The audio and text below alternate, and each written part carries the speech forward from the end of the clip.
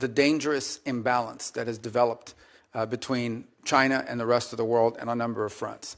The first is on access to rare earth minerals, which they have secured access rights all over the world on virtually every continent. They are predominant and or leading in their access. And it's one of the points of frustration that I have.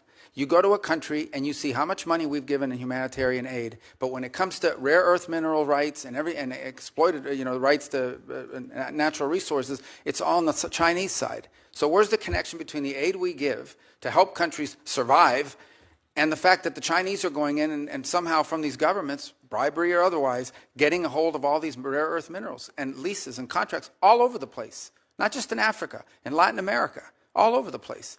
The second is processing. They process all these rare earth elements. So we are literally, if they decide one day we're going to cut the world off, and they've threatened to do so to some extent with these trade negotiations, you won't be able to build an engine in this country. You won't be able to build a rocket or any of the things that we use in daily life. This is a very dangerous situation that's developed that has to be addressed as well.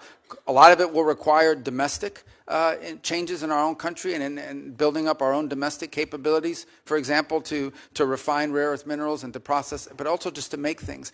Pharmaceuticals, another dangerous imbalance.